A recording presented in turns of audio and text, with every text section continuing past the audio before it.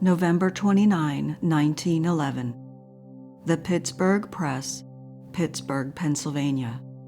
How to Cook a Turkey. By Monsieur Jean Millon, Le Chef de Cuisine, Ritz-Carlton Hotel, New York City. Jean Millon, who is the head of the wonderful culinary department of the Ritz-Carlton Hotel of New York, the most recent and most magnificent of American hostelries, has prepared for the press his recipe for cooking a turkey. Although this Frenchman has been in this country but a short time, he is a great believer in what he calls Liberty Day turkey. In replying to the press request for his mode of cooking our national bird, Monsieur Millon wrote, "I have the pleasure to enclose the recipe for the dish Liberty Day turkey, and that recipe is given below." Liberty Day turkey. For one young turkey from 3 to 4 pounds, ½ pound of very fine sausage meat, season well with salt and pepper. Then take ½ pound of best chestnuts, split them lightly, and put them in the oven for about 5 minutes. Shell quickly and boil them almost entirely in some consommé with a little celery. Let cool.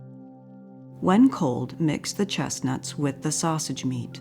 Take away the wish and breastbones of the turkey. Stuff your bird well, dress it, and roast in the oven or before the grill, taking good care to baste it well. When ready, serve the gravy of the turkey, a little fat, at the same time.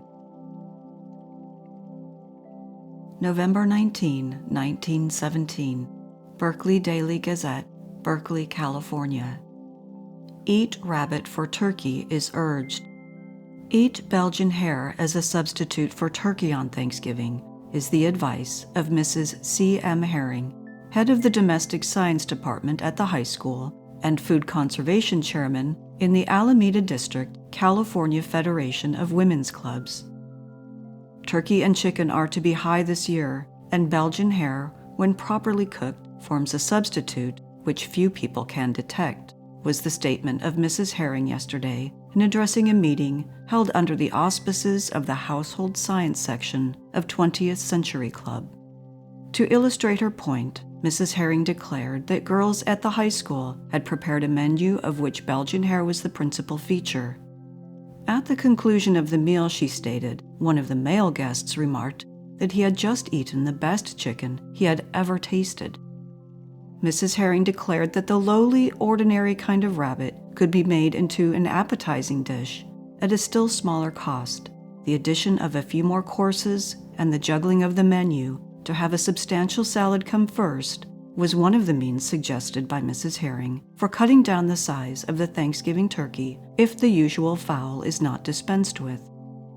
Above all, whatever we have on our tables, we should be thankful, she admonished the clubwomen. We have the most wonderful crop we have ever had, and our thanks should not be lacking for our blessings. Mrs. Herring urged that vacant places at the holiday table filled, and that festivities go on despite the war. Mrs. Herring gave substitutes for plum pudding and other holiday goodies aimed to conserve needed foodstuffs. Other forms of conservation were presented to the clubwomen yesterday by various speakers. Mrs. Ralph Merritt, wife of the state food administrator, answered a question as to the present high price of corn flour by stating that the government had demanded the use of corn flour between crops and that with the new crop coming in shortly, there would be a plentiful supply at a moderate price. Mrs. Merritt presented other facts on the general subject of conservation in a convincing manner. A feature of the afternoon was a Thanksgiving table set with 4 places and with as many different salad courses. One of the salads causing interest consisted of a cucumber sliced fine, 2/3 of the way with radishes cut round ornamenting it. This was served with a French dressing. Other salads consisted of an apple stuffed with apple and nuts, an orange and apple salad with Dutch cheese and a stuffed tomato, dates stuffed with nuts and cheese, curled celery, and 5 different kinds of dark flour crackers were other suggestions for the salad course. Conservation recipes. Conservation recipes for various cakes were also presented, while samples of cakes were distributed among the women. conservation fruit cake baked by Mrs. G.S. Downs was made as follows: 1 scant cup melted shortening, Crisco and drippings, 1 cup brown sugar, 2 cups flour, 1 whole wheat and 1 wheat, 1/2 cup coped raisins, 1/2 cup walnuts, 1 large cup tart apple or apricot sauce, into which stir 1 teaspoon soda, 1 teaspoon salt, all kinds of spices. Bake in a slow oven 3/4 of an hour. A recipe for a conservation sponge cake was submitted by Mrs. H. Plummer. 1 1/2 cups granulated sugar dissolved in 1/2 cup hot water, 1/2 teaspoon lemon, and vanilla. Yolks of 3 eggs, well beaten. 1 cup sifted flour, 1/3 cup cornstarch, 1/3 cup rice flour measured before sifting, 3 level teaspoons baking powder, 1/2 level teaspoon salt. Sift all together 4 times. Mix with other ingredients. Add beaten whites of eggs. Bake in slow oven if in loaf 40 minutes, and in less time if for lady fingers or small cakes. Yesterday's meeting was presided over by Mrs. W. A. Hargier and was attended by 125 or more women. Mrs. Ernest J. Haddon and Mrs. W. V. Cruz assisted Mrs. Hargier in plans for the meeting. November 15, 1927.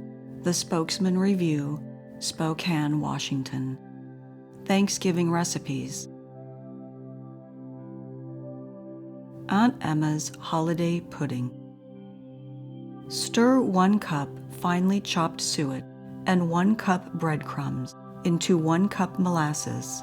Add 1 cup brown sugar, 1/2 cup sweet milk, 1 cup pared chopped apples, 1 cup seeded raisins, 1 teaspoon cinnamon, cloves, 1/2 nutmeg grated, pinch allspice, and 1/2 cup chopped nuts. Mix with these ingredients 1 large or 2 small eggs. To this, add 2 cups flour, in which is mixed 2 teaspoons baking powder. Steam or boil 3 hours. Serve with hard sauce or liquid grape juice sauce. Grape juice sauce. Beat to a cream 1/2 cup butter and 1 cup sugar. Add to this 1 scant tablespoon cornstarch, the white of 1 egg, 1 glass grape juice, and 1/3 cup boiling water. Cook in double boiler 3 minutes. Rice giblet stuffing. Cook until tender 1/2 cup rice in boiling salted water. Drain. Pour cold water through the rice and drain thoroughly in a warm oven. Brown in 1 tablespoon fat 1 onion and the giblets, which have been put through the meat grinder. Add this to the rice together with 1 teaspoon salt, 1/2 teaspoon thyme, 1/2 teaspoon sage, 1/2 teaspoon marjoram, 1/2 teaspoon pepper, and a few grains of cayenne pepper. Mix all thoroughly together and use for stuffing chicken, fowl, or turkey. Cooked hominy grits may be used in place of the rice. The above quantity is enough for stuffing a 3 to 4 pound chicken. Thanksgiving plum pudding. Take about 2 quarts of stale bread crumbs and pour over them 2 quarts of milk, then let stand until the bread is thoroughly soaked. Add 6 eggs well beaten, 3 cups of molasses, 2 pounds of seeded raisins, 1 pound of currants, 1 cup of finely chopped suet, 1 tablespoon of vinegar, 3 teaspoons of salt, 1 teaspoon cinnamon, 1/2 teaspoon grated nutmeg, 1/2 a teaspoon cloves, and 1/2 a teaspoon ginger. Butter a large mixing bowl, turning the pudding into it. Cover with a tin plate and bake from 4 to 6 hours with a slow fire. This pudding will keep for several weeks. It should be steamed until well heated when served. Sauce for the pudding. 1 small cup sugar, 1/3 cup butter, 1 heaping tablespoon flour, and 1 egg. Flavor to suit the taste. Cook in a double boiler. Thanksgiving apple cake. Scald 1 cup of milk and 1/3 cup of butter, 1/3 cup of sugar, and 1/3 teaspoon of salt. When lukewarm, add 1 yeast cake, 3 eggs beaten, 3½ cups of bread flour. Cover, let rise, heat well, and let rise again. Turn into buttered dripping pan. Let rise. Brush over with melted butter. Cover with sections of apples. Brush over with butter. Sprinkle with cinnamon sugar and currants. Bake in a moderate oven and cover with whipped cream. Thanksgiving cranberry pie. Cook together 3 cups cranberries, 1 cup raisins, 3 cups water, and 1 cup sugar. Add a small piece of butter and 1 teaspoon lemon juice. Bake in a pastry shell in a moderate oven. Whip a cup of cream and pile on top of pie when cold. Garnish with maraschino cherries or whole cranberries. Mince Meat Roly-Poly.